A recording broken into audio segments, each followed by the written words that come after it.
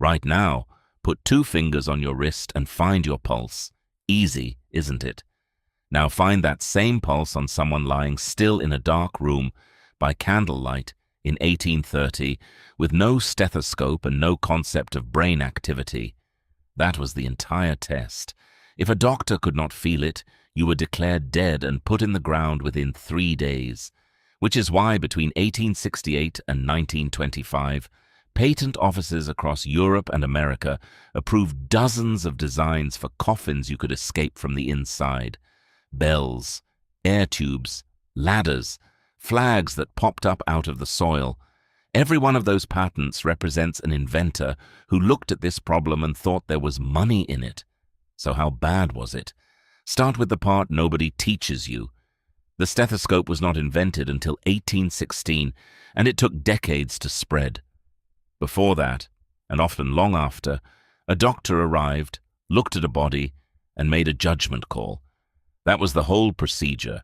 No instrument, no second opinion, no way to check. So they improvised. They held a mirror to the mouth and looked for fog. They held a feather under the nose and watched for movement. They pushed needles under the fingernails. They put hot metal to the skin. One French physician sold a device that clamped the nipples, on the theory that nothing alive could stay quiet through it. Another recommended a bugle blown directly into the ear. These weren't fringe ideas. This was published, respectable medicine, and it was necessary because bodies genuinely did lie. Catalepsy holds a person rigid and unresponsive for hours, sometimes days, with breathing so shallow you cannot see it. Advanced cholera drops the pulse to almost nothing. So does severe hypothermia. So does a large dose of opium, which was in everything at the time. And during cholera outbreaks, when the fear of contagion was at its peak, cities buried the dead within hours. Nobody was waiting to be sure. So let's say the judgment call goes wrong. Let's put you in the box. Here is what actually happens, physically. A sealed coffin holds a few hundred liters of air. You would not run out of oxygen first. That is not how suffocation works in a sealed space. You would drown in your own carbon dioxide. Every breath you exhale raises its concentration around your face, and your body monitors that gas far more aggressively than it monitors oxygen. Rising carbon dioxide turns your blood slightly acidic, and a structure deep in your brainstem reads that shift as the most urgent emergency it is capable of registering. Not discomfort, not shortness of breath, air hunger. The specific unbearable panic that makes drowning unbearable to think about. And here is the cruelty of it. Panic makes you breathe harder. Breathing harder raises the carbon dioxide faster. The more terrified you become, the sooner it ends. Within minutes, you would have a splitting headache, then confusion. Then your limbs would stop obeying you.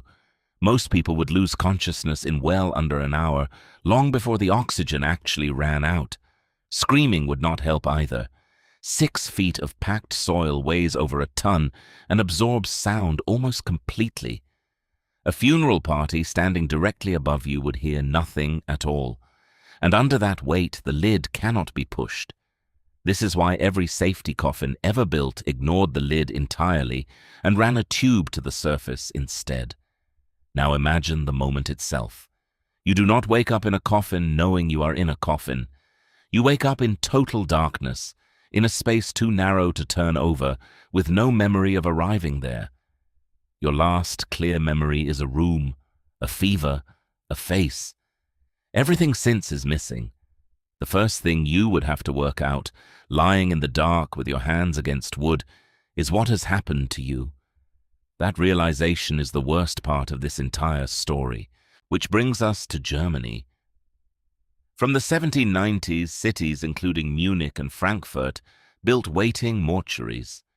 Large heated halls where the dead were laid out on beds before burial, flowers everywhere to cover the smell, and tied to a finger of every corpse, a string running up to a bell in the attendant's office. If anyone in that room woke up, the smallest movement would ring it. An attendant sat in that office through the night, listening. The bells rang constantly. Gases build inside a decomposing body. Limbs shift, fingers move. Every ring was a false alarm for decades. In the entire recorded history of those mortuaries, not one person is confirmed to have been revived in them. The attendants were not really waiting for the bell. They were waiting for the smell. Putrefaction was the only sign anyone fully trusted, and ordinary families were already defending against it, without ever calling it that. The wake exists for this reason. Sitting with a body for 2 or 3 days in the house, with the candles lit and somebody always awake, was not originally about grief or ceremony. It was a watch. You kept your dead nearby, in the warm, in company, until you were certain. Most cultures on Earth arrived at some version of that rule independently, and almost none of them wrote down why. The private version arrived in 1792, when Duke Ferdinand of Brunswick had himself buried in a coffin fitted with an air tube, a window, and a lock that opened only from the inside. He was buried with the key. In 1822, a German physician named Adolf Gutsmuth demonstrated his own design by being buried alive in it and having soup delivered to him underground through the tube. He stayed down there for hours. The soup was the point.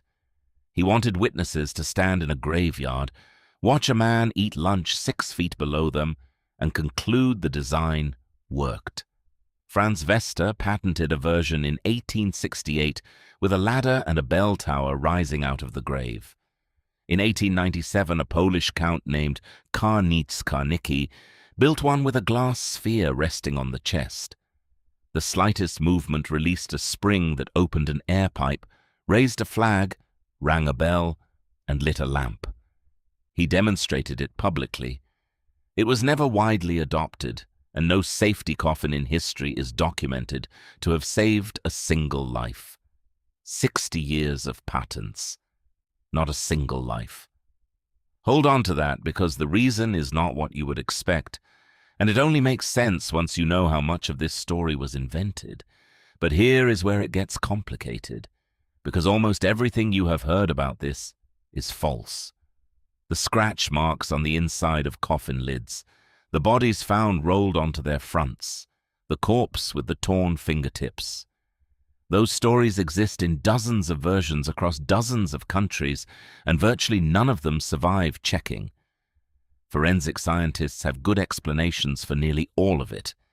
Decomposition produces gas, which bloats and shifts a body, sometimes dramatically, and can move limbs long after burial. Coffins were routinely reopened, transported, and reburied, and during epidemics, graves were dug up and reused.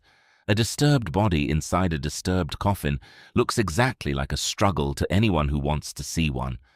The panic also had authors.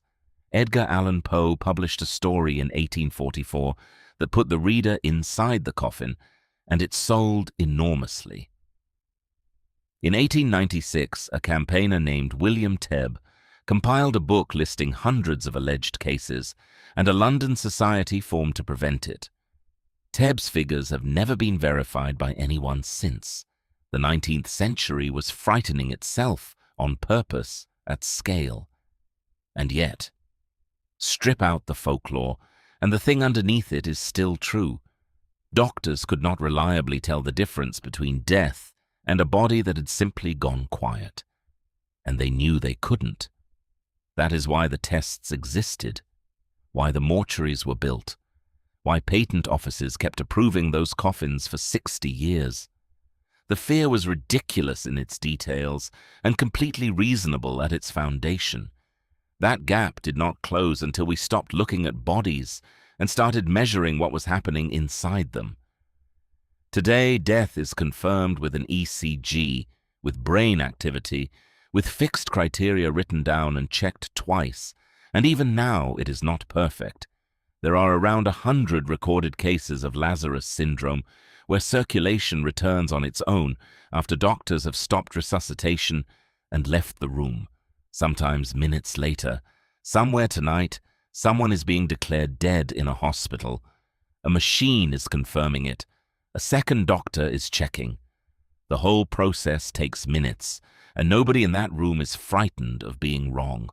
For 60 years, men filed patents for bells and ladders and flags out of the soil because the difference between a corpse and a sleeping man came down to a judgment made by candlelight.